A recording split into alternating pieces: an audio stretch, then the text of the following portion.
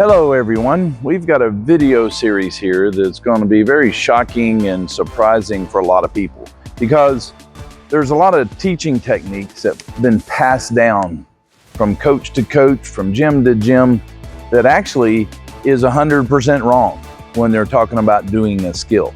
Now, I'm not talking about fashion or someone that has a different idea or a different approach. I'm talking about mechanically is wrong. So mechanically, if I want to walk forward, I don't do this. That's mechanically going the wrong direction. So if I tell someone to reach up and they reach down, that's mechanically wrong. That it just does not work. And so the reason why this is out there is because some of the techniques that are being used just seem to, on the surface, make sense. Especially reaching backwards on back handsprings. On the surface of it, that makes sense. A back handspring should go backwards. Let's reach backwards. But let me show you something. I'm going to use my French fry here. And if I'm going backwards and I reach backwards, it's jamming it into the ground. It's stopping my back handspring from going backwards.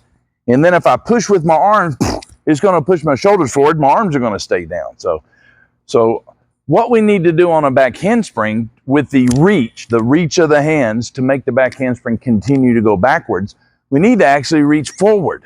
This will rotate it, and look what happens to the center of gravity when the hands go this way. Hands need to reach forward, just like that.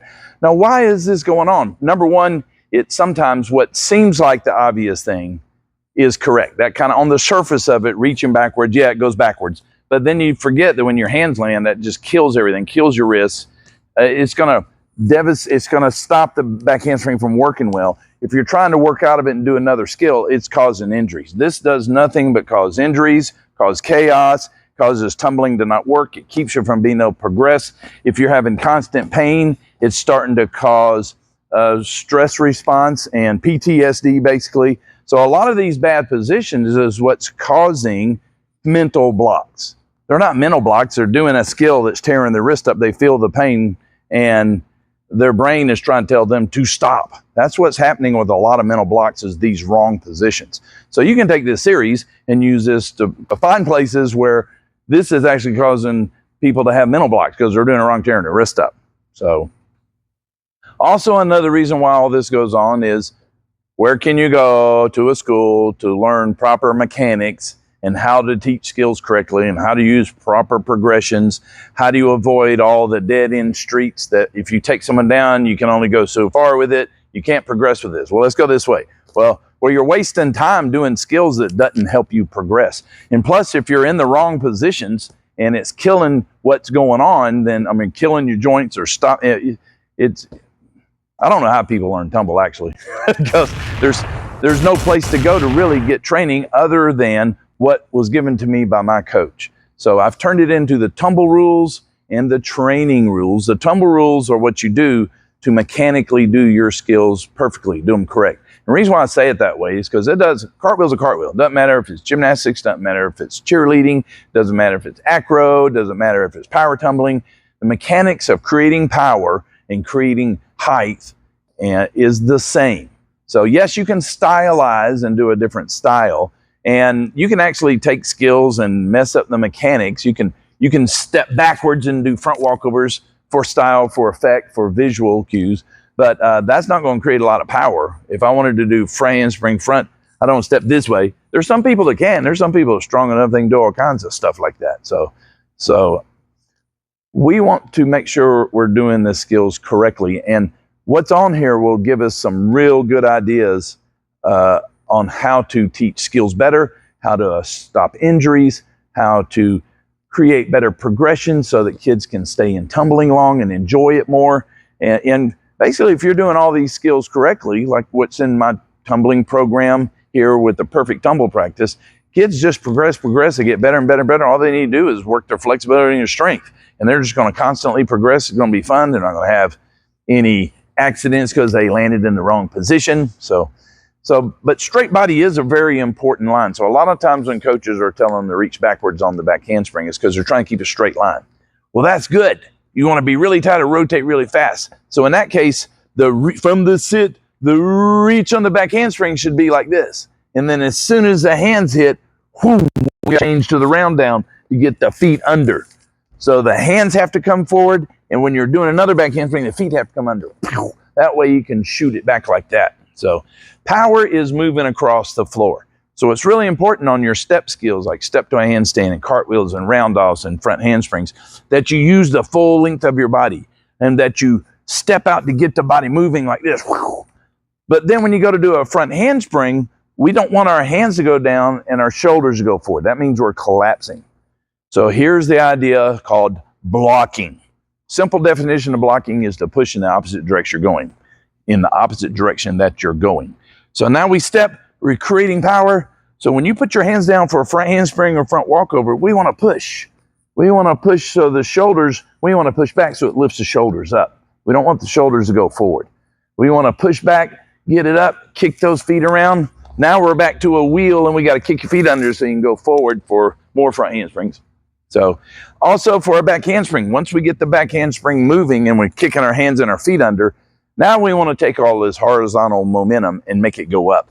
We have to block. Now you got to put your feet behind you, push your feet into the ground. Now you've got all of this force pushing you this way. You've got your jump pushing you this way, and that's going to hit and take it up in the air. So there are times when we're going to get our hands in and push back for front handsprings and put our feet behind us for going up. But for a back handspring, we don't jump up and come down and push up and come down. That's not the way we want to do a back handspring. So a lot about power is about spacing and getting everything going and reaching around. Here's a good example of spacing. Cartwheels. That's because your arms and legs, you look like the spokes of a cartwheel. So it's really important for power that you get your spacing. And you can see how this is going, that the step and the step spacing should be equal. So a lot of times with tumbling, people are just reaching down and jamming everything into the ground. And we don't want to apply any of our force into the ground. We don't want to help gravity. We want to take our force and push it across the floor. So power and everything you should be doing should be going this way, just like this. Woo! There we go. He's gone like that. But back handsprings, you're not the inside of the wheel. Back handsprings, you're the outside of the wheel. Boom, just like this. And so once you're sitting and jumping, you want those hands to come under. And then as soon as you hit here, you would want to change to this round. So then I would turn the monkey this way. Now he's doing a round this way and getting his feet under to do more back handsprings. So back handsprings, you're the outside of the hoop. You're not a flat line. You're not doing this on back handsprings. You want to do this and reach under. Also, you can see as you reach under with your hands, it's going to lift it up. So this is the stuff that some coaches or heads are just going to be exploding because they've only heard to reach backwards. That's what they thought they were doing.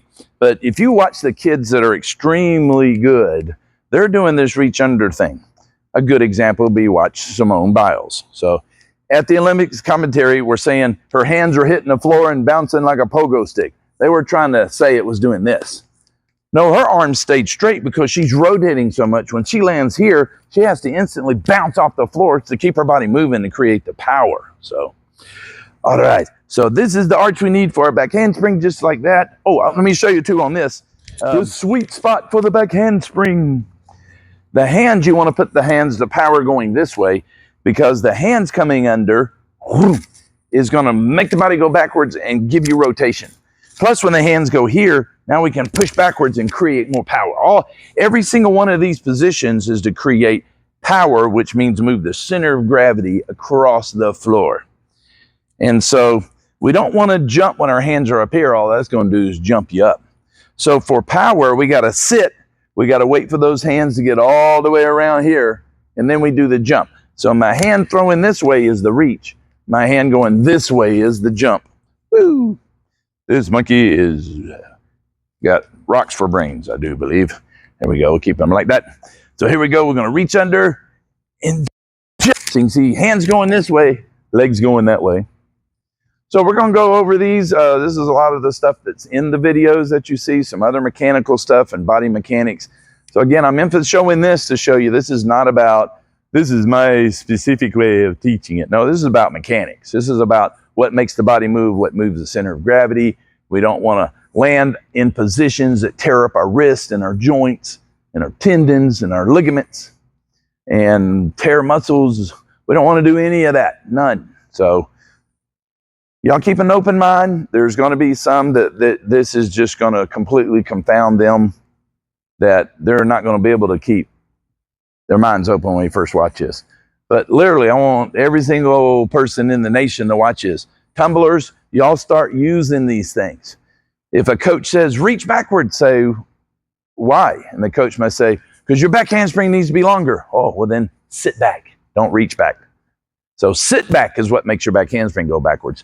You got to reach under to make it rotate and to make it go back further too. The reach under, actually reaching forward, makes your back handspring goes backward more too. So y'all can learn through the videos I have on my YouTube channel here at Perfect Tumble Practice, all the mechanics that you want to emphasize in your skills, what works, the key positions for your back walkovers, sticking your head out, and you're never going to make a kickover. If a coach is not teaching you to push your head and shoulders back to do a bridge kickover, you can work on it forever. You'll never do it. If your head's sticking out when you kick over, your head's going this way. Guess what your head's attached to? It's attached to your body.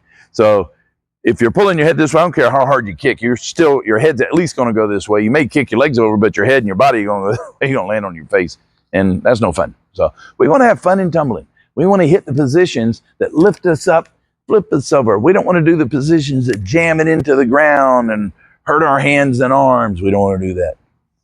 So everybody, keep an open mind. Listen to this. It'll help you understand skills better. A lot of these things I didn't learn until I had been coaching for 20, 30, and 40 years. And that's after I started with Coach Ron Ertley, who was a genius at technical proficiency in tumbling at Georgia Southern College, now university. And he actually wrote a paper that had 6 principles and 7 laws on it. And that one piece of paper told you everything you needed to know about how to do your skills correctly, how to train them correctly, what steps to take to progress correctly, to get to the highest level possible with the most efficiency. And this is what I want to share with everybody. Everybody should use his basic principles, and it would just give us just a baseline to work from. And there's so many things you can learn from just that. I have spent over 40 years adding stuff to it. Every year I seem to learn something new, learn the way to tweak this, learn the way to tweak that.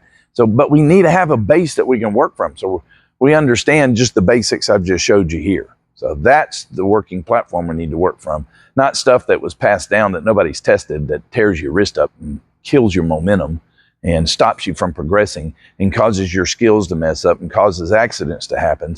And if you're constantly in the wrong place, it's creating pain. You can tell that you're not supporting your body, you're not holding it up. It doesn't feel functional, it doesn't feel fun. And that's the stuff that causes the mental blocks. Then I have learned that most of them are not mental blocks. They can be mental blocks if your whole career is all you feel is bad positions. You just your brain gets the assumption that tumbling is always collapsing and crashing and hurting, and your brain just wants to not do it because it wants to avoid pain. So, all right, with that, I want y'all to get to work, look at these videos, pass them to your friends. This is what needs to go around. If this could catch on and be passed around in a year, we could have a completely different environment with tumbling and doing tumbling that is fun and progressive. We'll have kids learning back handsprings in 3 to 6 months. So if I have kids that come in that are flexible and extremely strong and agile, I usually teach them a back handspring in 15 to 30 minutes. So, but you got to also know, you got to have the information and have the experience to be able to do that. But y'all can at least, learn to get back handsprings going in 3 to 6 months where the kids are doing them correctly and not jamming their wrists and not tearing their joints up and crashing their knees and throwing their ankles out. So this stuff is information that I've collected for over 40 years of working on how is the best and fastest, the safest and the fastest way to teach tumbling. And y'all, please take this information and use it, and let's level up the teaching level of basic tumbling in all of our sports that use tumbling. So I have a video about tumblers with coaches. Y'all need to respect your coaches no matter how much knowledge they have. And the best way to know how to respect your coaches is look at their heart. There's not a coach here that's here to make $1 million. That is not the normal focus of coaches. Coaches were usually tumblers. They loved it so much. They loved the sport. They loved the interaction. They loved working with young people and helping them develop their attitude and their spirit and raise their consciousness and raise what they are capable of accomplishing up to a higher level. That's where the magic is. That's what most coaches are here for, is that. And so respect your coach. Coaches are always learning. Coaches know what a skill looks like because they tumbled, or they love to see tumbling. They know what good tumbling looks like. So they know what it's supposed to look like. And each year they learn more and more about how to teach skills better. So, but again, we can start with the base that we have here on perfect tumble practice and build from there. And these videos are to wake people up and realize that there's things that are being used to teach skills that are not only kind of wrong, they're 100% wrong.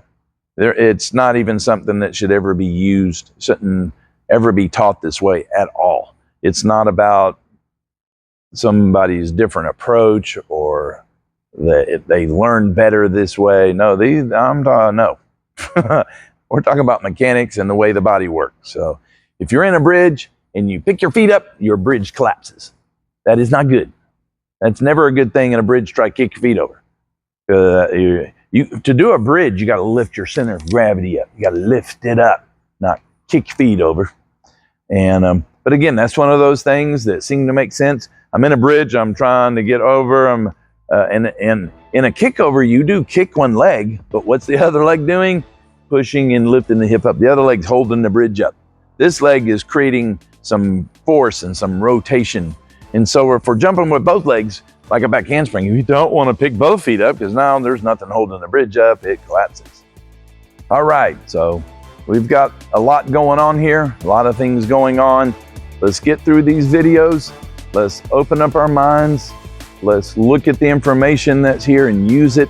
And let's make every place that's teaching tumbling a safer and better place for kids to go and learn tumbling, learn something they enjoy, learn how to achieve hard goals, learn how to push themselves and build it up.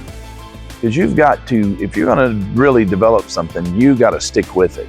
And really the best way is if you really enjoy activity, you will keep doing it. And in tumbling, if you're constantly crashing and landing and hurting your wrists, eventually they go, it ain't worth the pain.